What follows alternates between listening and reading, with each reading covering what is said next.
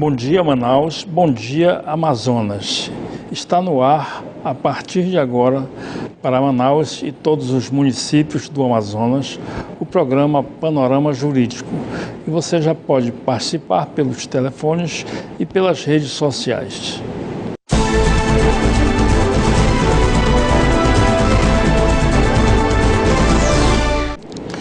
Meio ambiente envolve não somente plantas, animais e paisagens bonitos, mas todos os seres vivos e os ambientes em que eles vivem.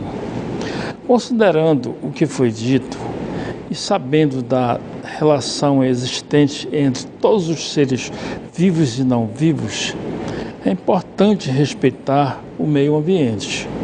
Algumas dicas são importantes, como evitar o consumo exagerado, ou seja, não usar ou desperdiçar aquilo que não é necessário. Em primeiro lugar, porque tudo o que consumimos, de forma direta ou indireta, vem de recursos da natureza e alguns não se renovam. Em segundo lugar, porque o consumo produz lixo e, como sabemos, alguns materiais demoram para se decompor. Evitar o desperdício é uma forma de cuidar do meio ambiente. Desligar o chuveiro enquanto ensaboa o corpo e a torneira da pia enquanto escova os dentes. E apagar a luz ao sair de um ambiente também são excelentes atitudes. Reaproveitar materiais. Isso porque, como foi dito, tudo o que consumimos utiliza recursos da natureza. Assim, ao invés de comprar algo novo, reutilizando o que temos, estamos poupando o meio ambiente. Se o seu filho enjoou daquele brinquedo que ainda está em boas condições de uso, que tal pedir para que ele troque com o do colega por outro, ao invés de comprar algo novo? Quanto ao papel de desenho, não seria bacana utilizar os dois lados da folha antes de pegar uma nova? Reaproveitar é outra forma de cuidar do meio ambiente. Vamos a um breve intervalo e retornaremos em seguida com a entrevista da semana. Não saia daí.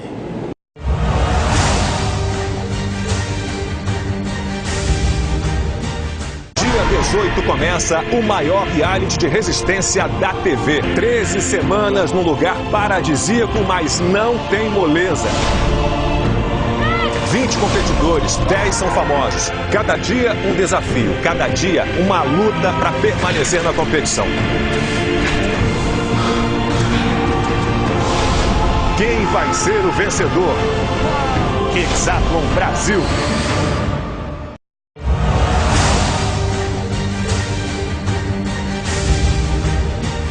Sejam bem-vindos de volta ao programa Panorama Jurídico.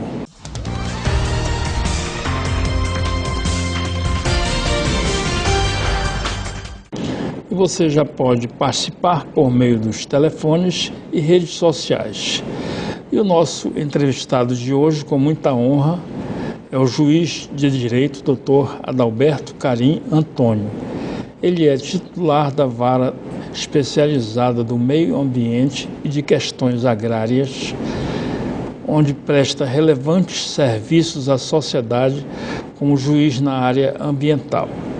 Foi um dos responsáveis pela criação da primeira vara ambiental do Brasil, no ano de 1997. Ele é doutor e mestre em Direito do Meio Ambiente e do Urbanismo pela Universidade de Limoges, na França. Ele é especialista em metodologia de avaliação de impactos ambientais pela Universidade de Tennessee, nos Estados Unidos da América.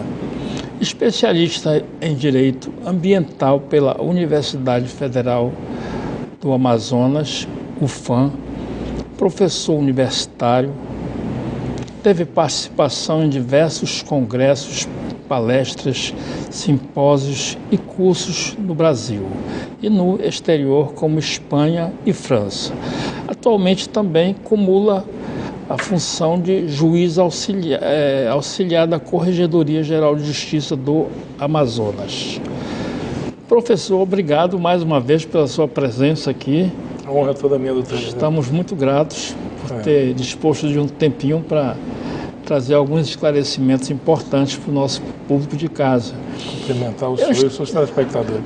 Obrigado. Eu estava observando, no ano de 1998, um ano após a criação da Vara do Meio Ambiente, o senhor proferiu uma sentença interessante, que foi até uma manchete nacional, porque a Folha de São Paulo é o jornal de mais credibilidade que tem no país, né? Então, a Folha de São Paulo, ela destacou uma condenação, duas condenações interessantes, que realmente chamou atenção, porque a pessoa, uma mulher que era proprietária de umas terras, ela fez umas queimadas e realmente foram umas queimadas irregulares, e ela foi condenada a alimentar durante um ano, com leite em pó, durante todos os sábados, um peixe-boi do INPA, que vive lá no INPA.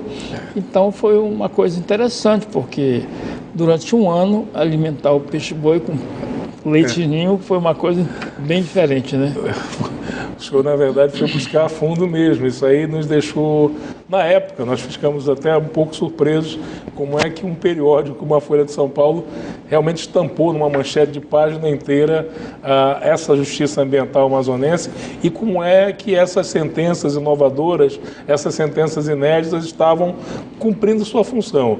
Eu me recordo que a ideia justamente era essa, quer dizer, era uma pessoa sem periculosidade, era uma cidadã normal que trabalhava e que oferia, ganhava sua vida de maneira regular, mas que infelizmente incorreu nesse erro. Teve uma outra condenação que a Folha também destacou nessa mesma ocasião, na mesma oportunidade.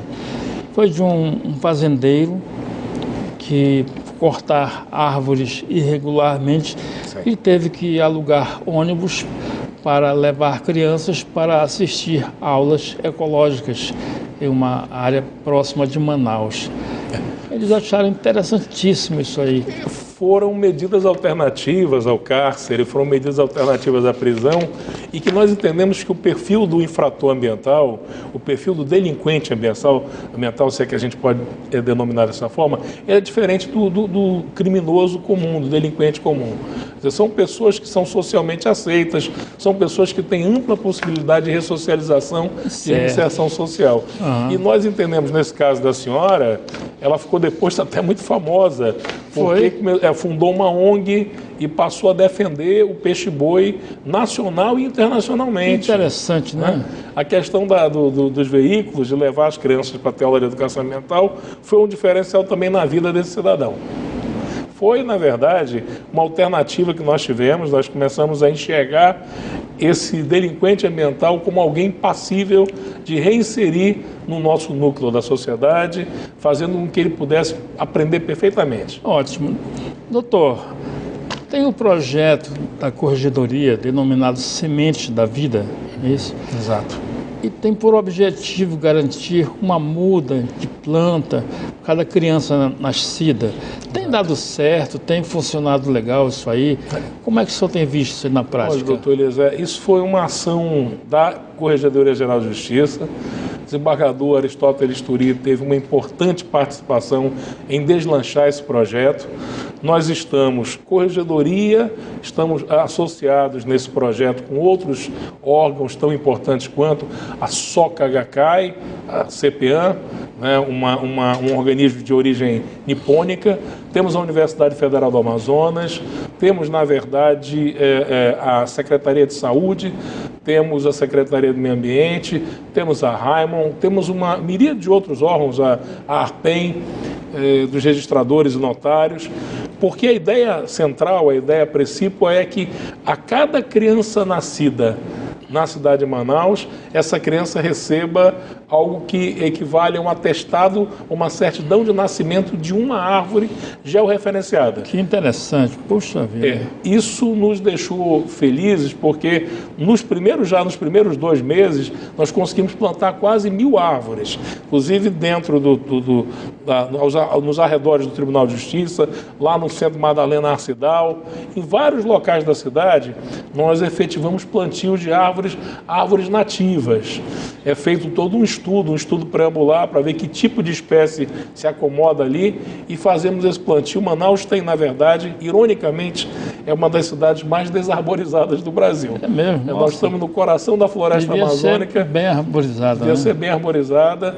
E a gente sabe que uma cidade desarborizada como essa acaba acarretando em consequências fisiológicas.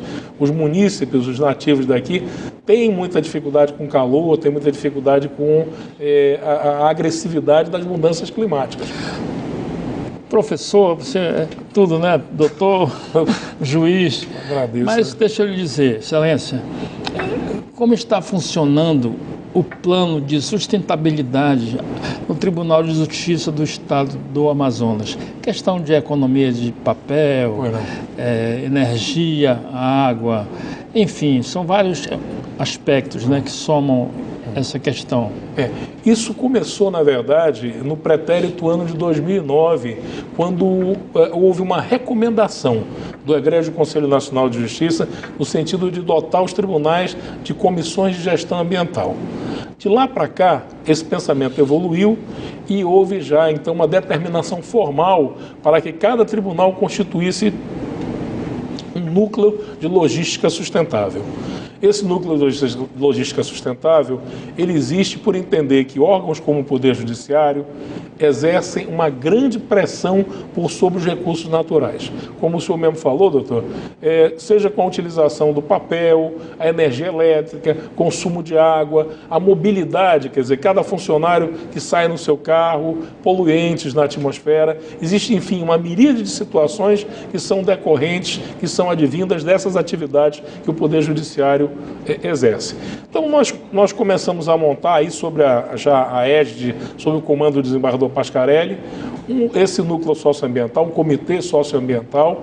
A ideia, ela nasce, inclusive, com a doutora Kathleen Scartesini, doutora Kathleen Feitosa Scartesini, do STJ, que estará aqui, eu vou ter a oportunidade de dizer isso daqui a alguns dias, estará conosco. E nós começamos, na verdade, primeiro, racionalizando o uso do papel. A tinta, que é das impressoras, utilizando a chamada Ecoprint. Temos tido também estudos no sentido de dotar o Tribunal de Justiça do Estado do Amazonas, os prédios do tribunal, de placas fotovoltaicas. Ou seja, investir na energia solar, numa energia alternativa, que pode ser uma resposta muito interessante, primeiro, para evitar a queima de combustíveis fósseis, depois, aproveitar a energia que é gratuita e a questão das contas de luz, que realmente são aviltantes, né? Então, nós estamos concentrados em vários, estamos, na verdade, em vários focos, em vários pontos, no sentido de racionalizar as ações do tribunal, tentando implementar o que a gente chama de sustentabilidade no tribunal. Ótimo, que legal. Doutor, eu gostaria de aproveitar o ensejo para lhe parabenizar pelo 20º aniversário da vara que o senhor fundou, né? A vara ambiental foi criada pelo senhor e está completando esse mês 20 anos, né? 20 anos. Terá como convidada a ilustre doutora Kathleen Feitosa, né? O doutor Edson Milaré, que foi o primeiro promotor de justiça do Brasil a entrar com uma ação civil pública ambiental. Autor do livro Direito Ambiental, foi secretário de Meio do Estado de São Paulo. Vão ser bem prestigiados, né? Ah, sim. Vão vir inúmeros palestrantes Por do Estado de fora. Essa semana eu estava assistindo a TV Cultura e a doutora Kathleen estava lá dando uma entrevista sobre questões ambientais e tal. Ela é do STJ, né? É do STJ, ela é chefe do setor socioambiental do STJ. Tem tido uma participação essencial, uma participação fundamental no que a gente chama de, vamos dizer assim, união dos tribunais brasileiros. Ela está pugnando para que os tribunais assumam um pacto nacional. Isso envolve Tribunal de Justiça, Tribunais de Conta, Tribunais Regionais Eleitorais, no sentido de que assumam essa postura, uma postura, vamos dizer assim, de ecorracionalidade, de se concentrar na diminuição dos seus impactos gerados na natureza. Ótimo. Doutor, qual a experiência que o senhor traz de 2 décadas da vara do meio ambiente à frente da VEMAC?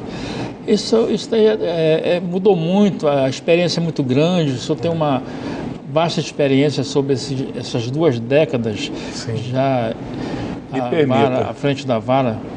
Me permita, essa vara ela deveria ter sido criada inicialmente, historicamente, em 94, mas pela dificuldade que nós temos até hoje, dificuldade estrutural, só em 97 nós conseguimos consolidá-la. Ela começou fazendo um trabalho que envolvia a unidade federativa, o estado do Amazonas inteiro, competência concorrente com as comarcas do interior. É uma vara que até hoje ela tem uma singularidade que às vezes dificulta até, porque é uma vara híbrida. Ela é cível, criminal e julga recursos administrativos, as multas, né? As ofensas ecológicas. Ela tem, na verdade, então, uma ampla atuação. Ela já chegou a atuar, portanto, concorrentemente com as comarcas do interior, já teve um momento em que ela atuou na região metropolitana, hoje na cidade de Manaus. E o que nos deixa muito felizes, nós não pretendemos ser a panaceia dos problemas ecológicos, não somos, mas a vara contribuiu, doutor Eliezer, em muitos aspectos. Um exemplo são todas as grandes invasões que se montaram, que se estruturaram aqui na cidade de Manaus. Elas foram combatidas pela Justiça Ambiental e foram debeladas. Mais recentemente, a Cidade das Luzes, né? Que causou um alvoroço muito grande, nós conseguimos debelá-la. A vara, com todos os esforços que nós fizemos, esforços para torná-la, vamos dizer assim, uma vara modelo, se possível, a gente pode chamar dessa forma, com todas as dificuldades que ainda temos hoje em dia. Ela conseguiu trazer, em 2007, pela primeira vez, o Inovare, a distinção do Inovare para cá, para a nossa região. Sim, que legal. Foi a primeira vara a ganhar um prêmio de qualidade nacional em 2001. E, recentemente, ela teve um destaque numa publicação internacional da ONU e da Vara do Colorado, e da Universidade do Colorado, nos Estados Unidos, chamada Green Injustice. Ano passado, em 2016, em outubro, uma nova publicação da Unesco e ainda da Universidade do Colorado, que se chama Environmental Courts and Tribunals, a Policy Manual. Ela foi considerada o único destaque brasileiro. Ela é a única vara ambiental do Brasil citada. Poxa, então, que legal. A gente acha que acertou, erramos muito, mas com certeza também acertamos bastante. E o que a gente precisa, na verdade, é que eu espero que nos próximos 20 anos, Deus há de nos permitir ver isso, que os nossos colegas que vão nos suceder, que isso venha de uma maneira mais espontânea, mais fácil. É verdade, porque não são todas as pessoas que se identificam tão bem com essas questões ambientais, exatamente, não é verdade? Exatamente. Em todos os segmentos, as pessoas comuns, na área judicial, né, os magistrados, promotores. Não é tão bem percebida ainda, né? Né? Lamentavelmente, nós estamos sofrendo as agruras das mudanças climáticas, a gente sofre um verão com temperaturas altíssimas e as pessoas ainda não se convenceram que essa agressão, que esses efeitos são decorrentes das ações antrópicas, das ações que o ser humano tem promovido, às vezes, de forma bem desastrada. Professor, deixa eu me responda uma coisa. A vara ambiental, que sou meu titular, quando ela atribui alguma penalidade para algum infrator de uma lei ambiental, quem é que faz cumprir essas penas? Se eu penalizou uma pessoa física ou jurídica por ter cometido infrações tais e tais, a execução da pena é na própria vara? Na própria vara. Esse é um outro aspecto, esse é um outro diferencial que a vara tem. É cumprir ou fazer cumprir essas decisões. É claro que isso é muito difícil. Não é algo muito fácil. A gente carece, na verdade, de melhor estrutura para que isso possa acontecer de maneira mais tranquila. Mas tem sido sempre bem feito. Hoje, doutor Eliezer, nós temos a Vara Ambiental Amazonense, ela é o único órgão do Judiciário brasileiro a promover as chamadas oficinas ressocializatórias de infratores. Uma parceria hoje exitosa, nós começamos em 98, hoje temos uma parceria exitosa com o IBAMA. Há mais de 15 anos, tem uma média de 50 infratores por mês, que são reunidos em aulas, que são aulas diárias, lá no Espaço da Cidadania, no ECAM. Também foi criado pela Vara. Sim, certo. E recebem aulas de educação ambiental. Essas aulas, na verdade, eles vão reparar, vão mitigar o dano ambiental causado e vão receber essas aulas ressocializatórias. E pasme, uma coisa que você vai ficar feliz de ouvir. A Universidade Federal do Amazonas, através de um dos seus professores, acabou defendendo uma dissertação de mestrado em cima disso. Uma pesquisa muito acurada, muito minuciosa, uma pesquisa muito detalhada, descobriu que o índice de ressocialização é 100% e a recidiva é 0. Nós não temos, na verdade, infratores que voltam a incidir. Ah, que bom, né? Doutor, no ano de 2016, foi criada pelo TJM a Central de Atuação Integrada dos Órgãos Ambientais. Tem funcionado no dia a dia, normalmente? O senhor tem acompanhado isso aí? Doutor Eliezer, na época, na ocasião, a desembargadora Graça atendendo um pleito nosso, e em face da cada vez maior, vamos dizer assim, da forma como o crime organizado tem tomado conta das nossas invasões, e isso acabou se tornando algo muito difícil de debelar, muito difícil de combater, e nós sugerimos que era chegada a hora de se irmanar com outros órgãos ambientais, juntá-los, na verdade, num espaço racionalmente disposto, para que a gente pudesse combater essas invasões, combater esses crimes ambientais com mais eficiência, com mais efetividade. E o que acontece? Foi criado, mas, na verdade, a crise econômica acabou fazendo com que a gente desse uma parada, vamos dizer assim, nas atividades. O Bardo Pascarelli me pediu para que a gente pudesse retomar esse trabalho ou voltar a esse trabalho quando da inauguração do novo prédio, onde a Vara do Meio Ambiente vai ter um espaço que possa acomodar esses outros órgãos, que são órgãos irmanados nesse propósito. Certo. Tem um decreto presidencial que suspendeu a questão ambiental da Reserva Mineral de Cobre e Associados. Como o senhor vê isso aí? Quais são as... Essa é uma ótima pergunta, doutor Eliezer. Isso é uma expressa forma de ver que o nosso governo não está muito preocupado com a questão ambiental. Para ser mais sincero, o nosso meio ambiente ele começa a sofrer já durante o governo, durante a presidência da senhora Dilma Rousseff. Ela não foi, na verdade, exatamente muito benevolente com as causas ambientais. E agora o presidente nos faz isso, que em princípio sequer o ministro Sarney Filho sabia dessa situação, desconhecia que essa reserva, apesar de ter o nome reserva, que nos leva a concluir que é uma unidade de conservação, mas não é, na verdade, é um espaço que nem cobre tem, mas é muito rico em ouro. Então, me parece ter sido originalmente esse decreto, antes dele ter sido efetivamente suspenso, uma demanda do Ministério das Energias. Então, hoje me preocupa muito que a legislação ambiental ora vigente, o arcabouço legal ambiental brasileiro, que é um dos melhores do mundo, nós temos uma Constituição com um capítulo todo dedicado à questão ambiental. Temos uma lei que trata, a Lei 9.985, só da proteção das unidades de conservação. Temos uma lei de crimes ambientais. Então o Brasil tem, na verdade, um sustentáculo legal ambiental muito interessante, mas a vontade política, a forma como os nossos tomadores de decisão agem, às vezes na calada da noite, foi o que aconteceu nesse caso da reserva, nós ficamos realmente muito preocupados.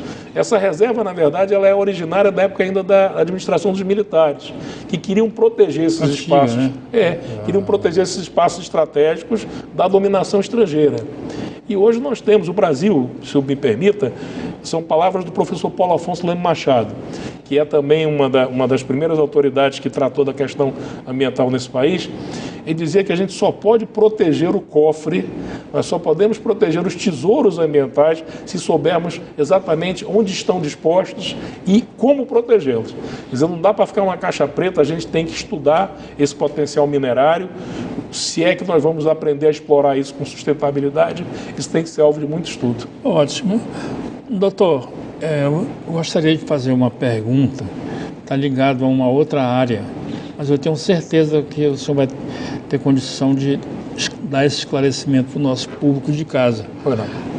A questão atual da reforma trabalhista, que é recente, foi no mês de julho polêmica, né? Passado próximo, a Lei 13.467, ela autoriza trabalho insalubre de mulheres gestantes, lactantes. Eu gostaria que o senhor fizesse uma análise, porque tem também uma questão que essa lei prevê que o trabalhador pode laborar mais, ganhando horas extras, diminuindo o horário de almoço no intervalo. Isso aí, como é que o senhor vê essa questão toda aí? Isso pode cair numa inconstitucionalidade? Sim. Isso me causa uma preocupação muito grande, porque o direito ao meio ambiente ecologicamente equilibrado passa pelo trabalho, passa pelo meio ambiente do trabalho. O trabalho, na verdade, é algo que deve ser revestido de qualidade de vida, revestido, na verdade, de boas condições para que o trabalhador possa desempenhar suas funções de maneira adequada. Infelizmente, a percepção, a ótica de alguns legisladores tem sido na remuneração. Eu permito, eu excepciono que a mulher grávida, que a mulher que esteja em caminho de parto, ela possa trabalhar em local insalubre, ou a que tenha dado à luz possa trabalhar em local insalubre mediante remuneração. Isso é algo, para mim, no mínimo, na verdade, bárbaro, no mínimo, na verdade, primitivo.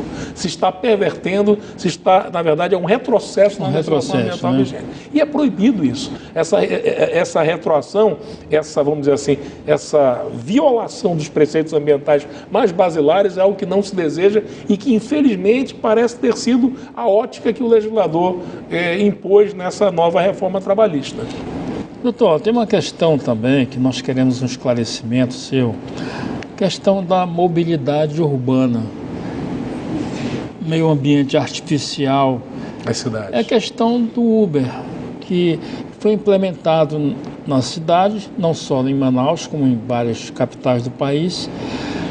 Então, isso aí realmente são muitos carros em circulação, gerando mais lançamento de dióxido de carbono na atmosfera. Óxido de carbono e tal. Então, isso daí houve uma questão que deveria ter sido, entendo na minha ignorância, que deveria passar por um crivo popular, as pessoas deveriam opinar, e também técnicos, pessoas ligadas ao meio ambiente, dizer se a cidade tem condições ou não de receber uma quantidade enorme de veículos assim, de qualquer forma, sem que haja um preparo da cidade para tudo isso. Como é que o senhor vê essa questão? Doutor Eliezer, o senhor toca num ponto nevrálgico, um ponto extremamente importante. Mobilidade urbana é sinônimo de qualidade de vida, mormente numa cidade como Manaus. Quer dizer, as nossas vias, as nossas avenidas não foram preparadas para a quantidade de veículos, a quantidade de automóveis que hoje nós temos. A quantia que chega, se não me falha a memória, vai aí a média de 3 mil, não é? Por mês, algo nesse sentido. O fato é que, com a popularização do Uber, o que o senhor bem colocou, é que mais e mais veículos estarão nas ruas efetuando esse serviço.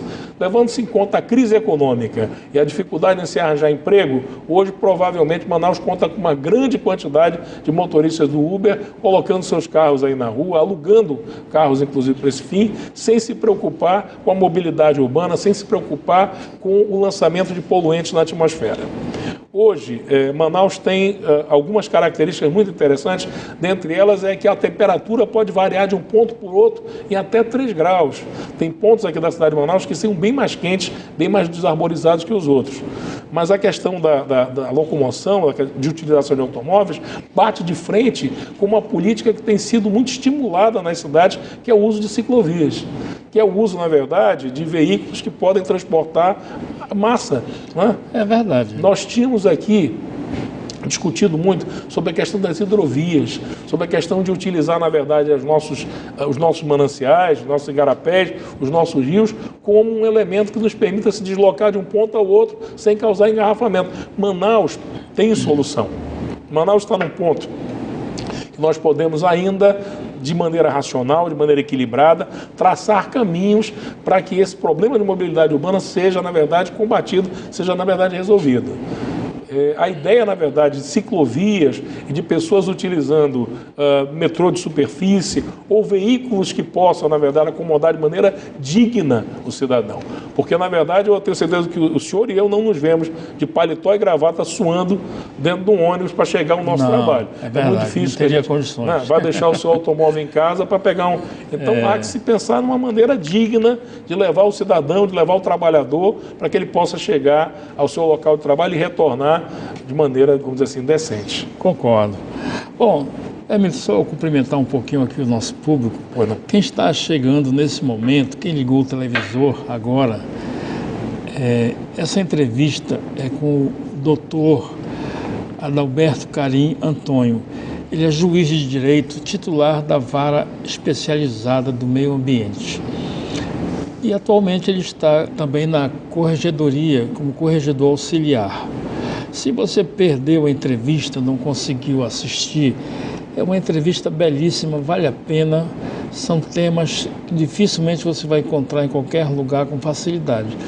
A entrevista vai estar completa ao final do programa no Portal do Holanda, no YouTube. Você acessa pelo Portal do Holanda, através do meu blog, e lá você vai assistir a entrevista toda e vale a pena, então, você assistir. Doutor, eu gostaria que o senhor fizesse suas considerações finais, que o nosso tempo realmente, sabe que quando a coisa é boa, vai embora rápido, né? É fato. Aquilo que o senhor observa que não deu para comentar, que o senhor acha importante, eu gostaria que o senhor ficasse à vontade, o espaço é todo seu. Muito obrigado. Primeiro, doutor Eliezer, agradecer o seu convite, agradecer esta emissora que tem sempre prestigiado o trabalho que nós efetivamos lá no Judiciário. Dizer que no próximo dia 21 e 22 de setembro, a Escola Superior da Magistratura vai estar conosco, celebrando essas 2 décadas de trabalho de uma justiça ambiental especializada, uma das pioneiras nas Américas, e que a gente faz com muito carinho. Não somos, como eu disse anteriormente, a panaceia, a resolução de todos os problemas ambientais, mas nos consideramos uma importante engrenagem. A Vara do Meio Ambiente criou as OCAs do conhecimento ambiental, que hoje fazem parte do Sistema Municipal de Ensino, criou os espaços da cidadania. Enfim, eu entendo que nós acabamos motivando muito da educação ambiental necessária para que a gente possa agir com civilidade. Se existe uma palavra, se existe algo que vai modificar a nossa relação com a natureza nos próximos anos, vai ser o desenvolvimento da cidadania ambiental, expresso lá no artigo 225 da Carta Magna. Então você, telespectador, que prestigia esse importante programa, você que procura se manter atualizado, antenado, exerça a sua cidadania ambiental com plenitude, auxilie os órgãos ambientais, faça do poder público, da coletividade, uma força para combater a criminalidade ambiental e melhorar a qualidade de vida. Muito obrigado. Ótimo, obrigado também. Bom, o programa Panorama Jurídico de hoje fica por aqui. Agradecemos a todos que participaram pelos telefones, pelas redes sociais. Tenham todos um excelente final de semana e até o próximo programa.